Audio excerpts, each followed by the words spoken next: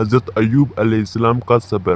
حضرت ایوب علیہ السلام کا تعلق اہل روم سے تھا۔ اللہ تعالیٰ نے انہیں اپنا رسول چن لیا تھا۔ حضرت ایوب علیہ السلام نہایت صبر و شاکر اور عاجز انسان تھے۔ اللہ تعالیٰ عاجزی، انکساری اور شکر گزاری کو پسند فرماتے ہیں۔ حضرت ایوب علیہ السلام نہایت مالدار شخص تھے۔ اللہ تعالیٰ نے انہیں دنیاوی مال و زر کے ساتھ ساتھ اولادوں کی نعمت بھی عطا فرمائی۔ حضرت ایوب علیہ السلام نہایت خدا ترس انسان تھے۔ لوگوں کی مدد کے لیے ہر وقت تیار رہتے تھے۔ پھر اللہ تعالیٰ کی طرف سے ان کی آزمائش شروع ہوئی اور ان کے مال و اسباب سب ختم ہو گئے۔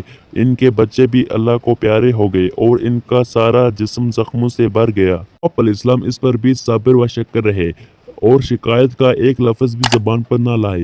حضرت ایوب علیہ السلام کی بیماری بڑھتی ہی چلی گئی تو آپ علیہ السلام کے ساتھی بھی آپ علیہ السلام کا ساتھ چھوڑ گئے۔ اس سے مشکل وقت میں صرف آپ علیہ السلام کی بیوی نے آپ کا ساتھ دیا۔ جیسے جیسے مصیبتیں گئی ان کے صبر اور شکر میں اضافہ ہوتا گیا۔ آپ علیہ السلام کی بیوی نے بار بار اصرار کیا کہ اے اللہ کے نبی اپنے رب سے شفا کے لیے دعا کیجیے۔ چنانچہ یہ سن کر حضرت ایوب علیہ السلام نے رو رو کر اللہ سے دعا کی اور اللہ کے معجزے سے زمین سے چشمہ پھوٹا اور اس پانی کے استعمال سے حضرت ایوب علیہ السلام بالکل تندرست و توانا ہو گئے۔ اللہ تعالیٰ نے آپ علیہ السلام کو اور آپ علیہ السلام کی بیوی کو جوانی بخشی اور پہلے سے زیادہ خوشحالی اور مالدار ہو گئے۔